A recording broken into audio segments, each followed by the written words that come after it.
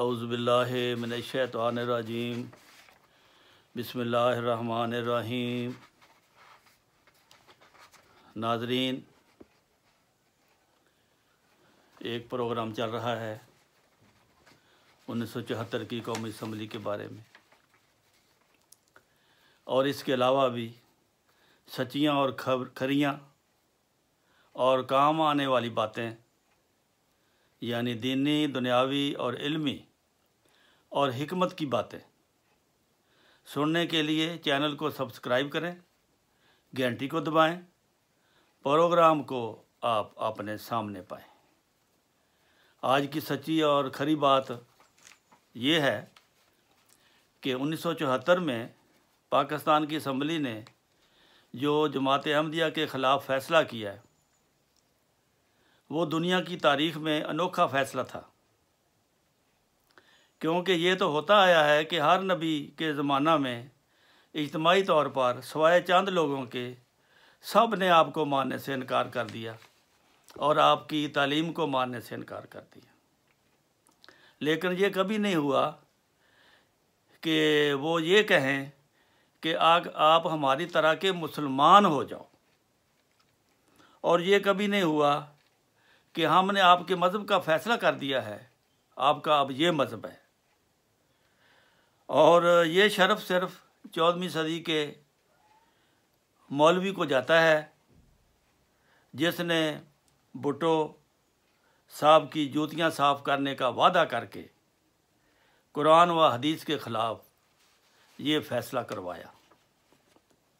حالانکہ قرآن شریف میں تو صاف لکھا ہے لا اکراہ فی الدین، کہ دین میں جبر نہیں ہے، کہ تم زبردستی کسی کو اپنے دین میں شامل نہیں کر سکتے، اور تم زبردستی یعنی کہ دین کے معاملے میں کسی قسم کا جبر آپ نہیں کر سکتے۔ یہ مسلمانوں کو اللہ تعالیٰ کا تاکیدی حکم ہے۔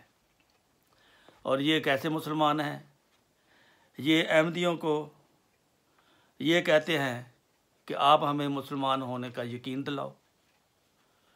اچھا، جب ان کو تحریری طور پر مسلمان ہونے کا یقین دلایا گیا، اور وہ کیا تھا؟ آج کا جو ہے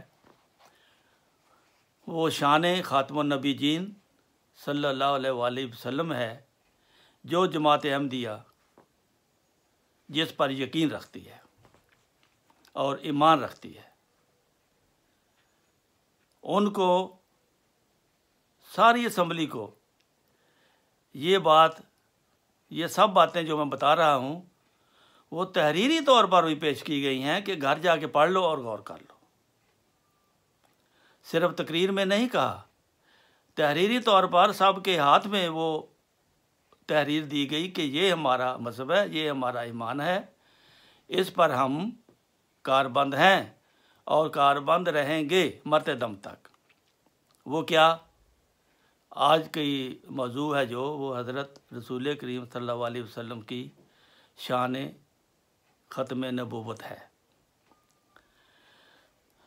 آپ فرماتے ہیں، آپ سے مراد حضرت مرزا غلام احمد قادیانی، جو جماعت احمدیہ کے بانی تھے اور جو اس وقت کے امام الزمان تھے اور امام مہدی تھے۔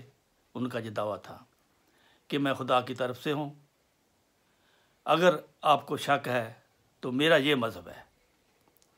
آپ فرماتے ہیں چونکہ حضرت صلی اللہ علیہ وآلہ وسلم اپنی پاک باطنی اور انشراح صدری اور عصمت و حیا اور صدق و صفا اور توکل و وفا عشق الہی، توکل و وفائے عشق الہی کے تمام لوازم میں سے سب انبیاء سے بڑھ کر تھے، اور سب سے افضل، سب سے اعلیٰ، سب سے اکمل، سب سے ارفع، سب سے اجلا و سب سے اصفا تھے۔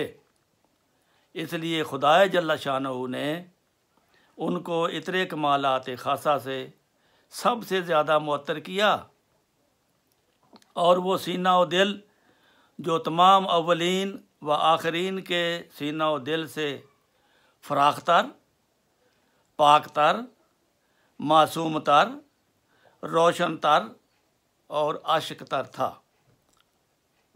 وہ اسی لائق ٹھہرا کہ اس پر ایسی الہی وحی نازل ہو کہ جو تمام اولین و آخرین کی وحیوں سے اقویٰ و اکمل و عرفہ و اتم ہو کر صفات الہیہ کے دکھلانے کے لیے ایک نہایت صاف اور کشادہ اور وسیع آئینہ ہو۔ پھر آپ فرماتے ہیں وہ انسان جس نے اپنی ذات سے، اپنی صفات سے، اپنے افعال سے، اپنے اعمال سے اور اپنے روحانی اور پاک قوا کے زور پر دریا سے، پرزور دریا سے کمال تام کا نمونہ علماً و عملاً و صدقاً و ثباتاً دکھایا اور کامل انسان کہلایا۔ وہ انسان جو سب سے زیادہ کامل اور وہ انسان کامل تھا اور کامل نبی تھا، کامل برکتوں کے ساتھ آیا، جس سے روحانی بعثت اور حشر کی وجہ سے دنیا کی پہلی قیامت ظاہر ہوئی اور ایک عالم کا عالم مرا ہوا اس کے آنے سے زندہ ہو گیا۔ وہ مبارک نبی حضرت خاتم الانبیاء، امام الاصفیاء، ختم المرسلین، فخر النبیین جناب محمد مصطفیٰ صلی اللہ علیہ وآلہ وسلم ہیں۔ اے پیارے خدا، اس پیارے نبی پر وہ رحمت اور درود بھیج جو ابتدا دنیا سے تو نے کسی پر نہ بھیجا ہو۔ اگر یہ عظیم الشان نبی دنیا میں نہ آتا تو پھر جس قدر چھوٹے چھوٹے نبی دنیا میں آئے، مثلا یونس علیہ السلام، ایوب علیہ السلام، مسیح ابن مریم علیہ السلام، ملاکی علیہ السلام اور یحییٰ اور زکریا علیہ السلام وغیرہ وغیرہ، ان کی سچائی پر ہمارے پاس کوئی دلیل نہیں تھی۔ یہ آپ نے آ کر بتایا کہ ان کو بھی نبی مانو، اس پر بھی ایمان لے آؤ۔ اگرچہ سب مقرب اور وجیح خدا کے پیارے تھے، یہ اس نبی کا احسان ہے کہ یہ لوگ بھی دنیا میں سچے سمجھے گئے۔ اللہم صلی وسلم و بارک علیہ و آلہ و صحبہ اجمعین۔ پھر آپ فرماتے ہیں مجھے سمجھایا گیا ہے کہ تمام رسولوں میں سے کامل تعلیم دینے والا اور اعلیٰ درجہ کی پاک اور پر حکمت تعلیم دینے والا، انسانی کمالات کا اپنی زندگی کے ذریعہ سے اعلیٰ نمونہ دکھانے والا صرف حضرت سیدنا و مولانا محمد مصطفیٰ صلی اللہ علیہ وآلہ وسلم ہے۔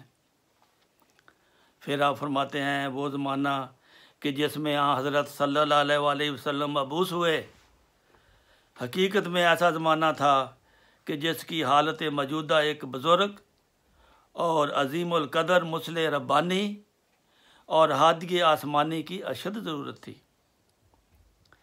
اور جو تعلیم دی گئی وہ بھی واقعہ میں سچی اور ایسی تھی جس کی نہایت ضرورت تھی۔